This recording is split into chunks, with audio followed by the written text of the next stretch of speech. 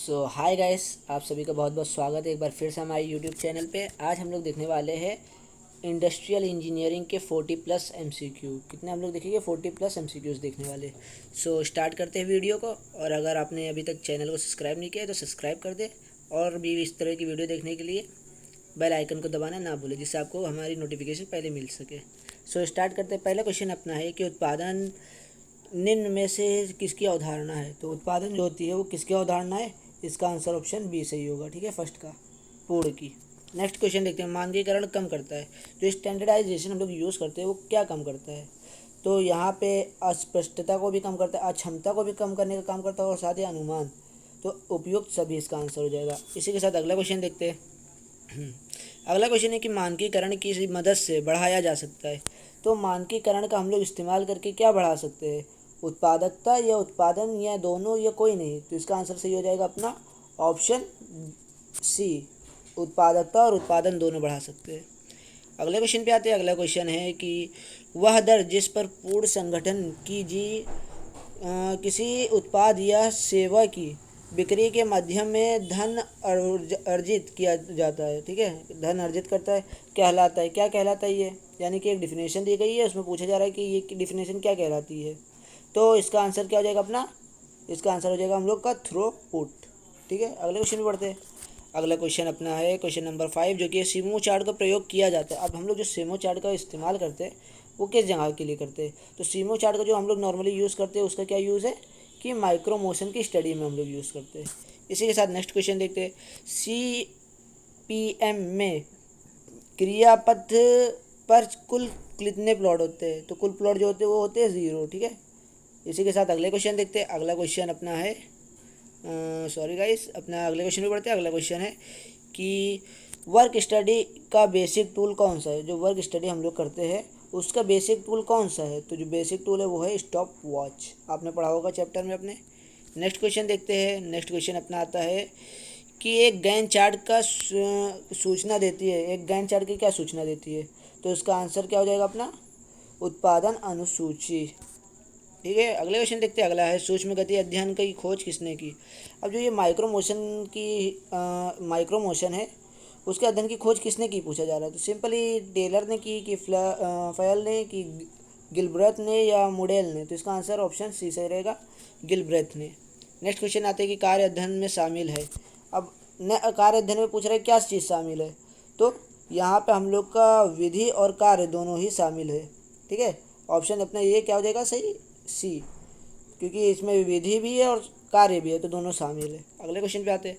अगला question number अपना 11 क्या है कि वर्क स्टडी से संबंधित है, कार्य अध्ययन से क्या संबंधित है? ऑप्शन ए, ऑप्शन बी, या ऑप्शन सी, या ऑप्शन डी। तो वर्तमान का ऑप्शन ए में बताया जा रहा है वर्तमान विधि में सुधार करने तथा मानक समय खोजना, जो कि ऑप्शन ए सही है। ठीक है, तो जो वर्क स्टडी है वो इसी से संबंधित है। नेक्स्ट क्वेश्चन देखते हैं। नेक्स्ट क्वेश्चन अपना है क्वेश्चन नंबर 12 कि निम्न में से कौन सा पथ कार्यविधि अध्ययन के मूल सिद्धांत में से एक है? तो इसमें से कौन सा पथ है जो कार्यविधि के अध्ययन के मूल सिद्धांत में से एक है? तो 12 का अपना क्या हो जाएगा कि एग्जामिन करना फैक्ट्स को। अगले क्वेश्चन पे आते हैं। अगला क्वेश्चन है कि उत्पादकता एक औद्योगिक दक्षता बढ़ाने वाला मनोवैज्ञानिक घटक है। सिंपली पूछा जा रहा है क्वेश्चन, तो इसमें क्या होगा आंसर कि दायित्व बोध ये भी होगा, और साथ ही कार्य में गर्व, यानी कि बोथ ए एंड बी इसका आंसर हो जाएगा कि उत्पादकता एवं औद्योगिक दक्षता बढ़ाने वाले जो मनोवैज्ञानिक घटक होते हैं वो दायित्व भी बोध भी होता है, कार्य में गर्व भी। नेक्स्ट क्वेश्चन आते हैं। नेक्स्ट क्वेश्चन अपना है क्वेश्चन नंबर 14, निम्न में से कौन सा कार्य अध्ययन में सम्मिलित है? तो कार्य अध्ययन में कौन से सम्मिलित है? तो हम लोग संयंत्र और उपकरण के प्रभावी उपयोग, या मानव प्रयास का प्रभावी उपयोग, या मानव कार्य का मूल्यांकन। तो ये तीनों ही होते हैं, तो इसका आंसर ऑप्शन डी सही हो जाएगा, उपयुक्त सभी। नेक्स्ट क्वेश्चन भी बढ़ते हैं। नेक्स्ट क्वेश्चन अपना है कि किसी एक अकेले श्रमिक सामग्री अथवा उपकरण के लिए बनाया जाता है। अब किसी एक अकेले श्रमिक है, यहाँ बात करें अकेले श्रमिक के लिए बनाया जाता है, तो क्या बनाया जाता है यहाँ पे? तो इसका ऑप्शन है सही हो जाएगा, फ्लो प्रोसेस चार्ट बनाया जाता है एक अकेले श्रमिक के लिए। नेक्स्ट देखते हैं कि शेड्यूलिंग क्या होती है। शेड्यूलिंग के सिंपल से परिभाषा पूछ रहा है, तो क्या होती है सिंपल की? शेड्यूलिंग की होती है परिचालनों के लिए प्रोग्राम निर्धारित करता है। जो शेड्यूलिंग होता है वो परिचालनों के लिए प्रोग्राम को निर्धारित करने का काम करता है। ठीक है, अगले क्वेश्चन देखते हैं। अगला क्वेश्चन अपना है क्वेश्चन नंबर 17। क्वेश्चन नंबर 17 कि किसी कार्य विधि में सुगमतापूर्वक स्पष्ट करने के लिए बनाया जाता है। अगर हम लोग को कोई कार्य विधि है जिसको सुगमता को पूर्ण स्पष्ट करने के लिए बनाया जाता है, क्या बनाया जाता है? आईसी डायग्राम बनाते हैं, प्लांट लेआउट बनाते हैं, या process chart and flow diagram बनाते हैं। तो इसका आंसर ऑप्शन सी सही है, process chart and flow diagram. Next question पे आते हैं कि कार्य अध्ययन में शामिल है। तो कार्य अध्ययन में क्या चीज़ शामिल है, सिंपली पूछा जा रहा है। तो किसी भी विधि का अध्ययन और कार्य मापन, ये दोनों चीज़ शामिल होता है। आपने कार्य अध्ययन का वो पढ़ा होगा कि जो पार्ट्स होते हैं उसमें विधि अध्ययन आता है और कार्य मापन। नेक्स्ट देखते हैं। नेक्स्ट क्वेश्चन अपना है क्वेश्चन नंबर 19 जो कि है वैज्ञानिक अध्ययन में के अनुसार मानव व उसके काम के वातावरण के बीच संबंध को जाना जाता है। तो ऐसी कौन सी मनोविज्ञान का अध्ययन किस में किया जाता है? एर्गोनॉमिक में किया जाता है, या वर्क स्टडी मेथड में किया जाता है, या माइक्रो मोशन में? कि जो मनुष्य है और वातावरण उनके बीच का संबंध, तो इसको हम लोग ऑप्शन ए सही रहेगा, एर्गोनॉमिक में करते हैं। ठीक है, अगले क्वेश्चन पे बढ़ते हैं इसी के साथ। क्वेश्चन नंबर 20 देखते हैं। क्वेश्चन नंबर 20 पे अपना क्या है कि पुरुष और मशीनों के लिए प्रतिशत निष्क्रिय समय निम्नलिखित में से प्राप्त किया जाता है। तो किससे प्राप्त किया जाता है इसमें? इसका आंसर सिंपली हो जाएगा अपना एनालिटिकल सैम्पलिंग में, जो कि ऑप्शन भी सही है। नेक्स्ट क्वेश्चन देखते हैं। नेक्स्ट क्वेश्चन अपना है कि ऑपरेशन चार्ट को एक अन्य नाम से भी जाना जाता है। तो ऑपरेशन चार्ट को हम लोग simply left hand and right hand chart के नाम से भी जानते हैं। नेक्स्ट क्वेश्चन देखते हैं। नेक्स्ट क्वेश्चन है कि किसी क्रिया का विश्लेषण जब एक श्रमिक की व्यक्तिगत गतियों के पदों में किया जाता है तो क्या कहलाता है? तो अगर हम लोग किसी क्रिया के विश्लेषण का जब एक श्रमिक की व्यक्ति की गतियों को पदों में किया जाता है तो क्या कहलाता है वो? तो सिंपली हम लोग उसको क्या बोलते हैं? मोशन एनालिसिस, यानी कि उस व्यक्ति का मोशन एनालिसिस हम लोग कर रहे हैं, या विश्लेषण कह सकते हैं एनालिसिस को।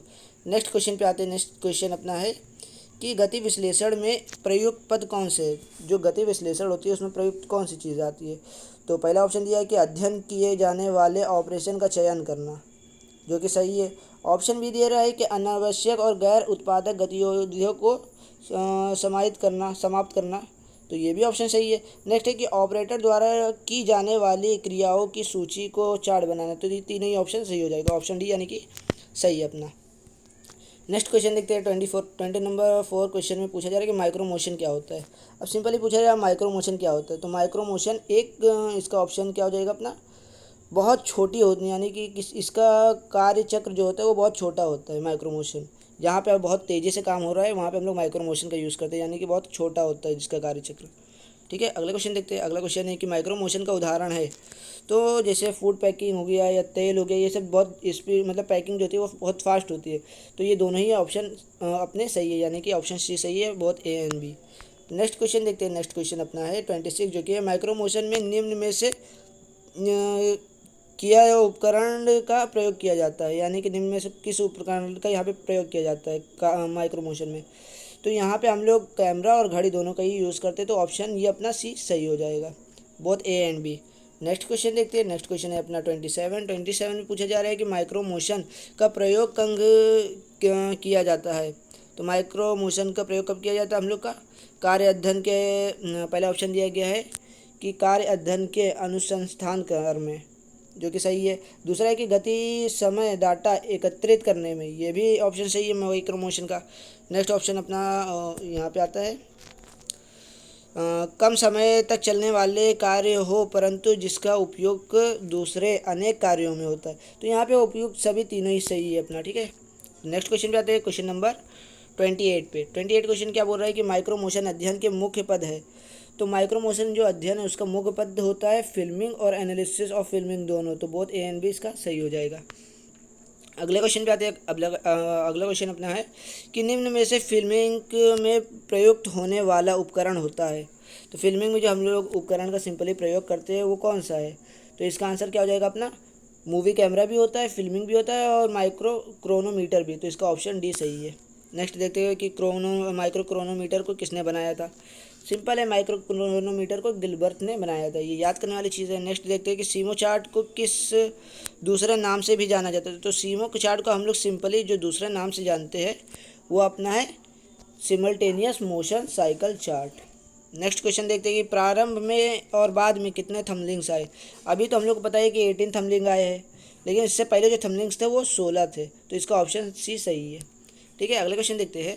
अगला क्वेश्चन अपना है कि थर्मलिंग्स का प्रयोग किया जाता है। अब थर्मलिंग्स का प्रयोग कहाँ किया जाता है, तो समय अध्ययन और गति अध्ययन दोनों ही जगह में किया जाता है, तो इसका ऑप्शन सी सही हो जाएगा। नेक्स्ट क्वेश्चन देखते हैं कि थर्मलिंग का निर्माण कैसे हुआ। तो थर्मलिंग का जो निर्माण हम लोग करें, यहाँ पे आप लोग देख पा रहे होंगे कि जो TH स्टार्टिंग का है वो ये है, ठीक है, फिर इसके बाद E है, फिर R है, फिर E, फिर R, फिर BL, B, फिर L, BL, यानी कि जो पहले वाला अक्षर है उसको उल्टा क्रम में रखने पर गिलबर्ट के, ठीक है, तो इसका ऑप्शन ए सही हो जाएगा। नेक्स्ट क्वेश्चन पे बढ़ते हैं। नेक्स्ट क्वेश्चन अपना है कि थर्मलिंग सर्च का रंग कौन सा होता है। जो सर्च वाला होता है थर्मलिंग, उसका रंग कौन सा होता है। तो सिंपली इसका हम लोगों ने थर्मलिंग्स को अपने एक वीडियो में पूरा मैंने समझाया, आप लोग अगर नहीं देखे तो उस प्रीवियस वीडियो को देख लीजिएगा और अच्छे से समझ में आएगा। तो यहाँ रंग का फ़िलहाल पूछ रहा है, पहले एरो के बारे में पूछ रहा था या इंडिकेशन सिंबल के बारे में, लेकिन यहाँ पे क्योंकि सर्च का रंग पूछा है थर्मलिंग का, तो क्या हो जाएगा अपना कि जो सर्च का होता है वो काला होता है। अगला क्वेश्चन है कि सिलेक्ट का कौन सा होता है। तो जो सिलेक्ट के लिए हम लोग यूज़ करते हैं वो थर्मलिंग का होता है हल्का ग्रे कलर का। और नेक्स्ट है कि थर्मलिंग असेंबलिंग का रंग कौन सा है। तो असेंबली के लिए जो यूज़ करते हैं वो हम लोग बैगनी रंग यूज़ करते हैं। तो आगे देखते हैं क्वेश्चन। आगे क्वेश्चन अपना है 38 जो कि है कि चक्र ग्राफ का सही चित्र कौन सा है। चक्र ग्राफ की अगर हम लोग बात करें तो उसका सही जो चित्र है वो ऑप्शन ए सही है, ये वाला, ठीक है, कुछ इस तरह से होता है चक्र ग्राफ का।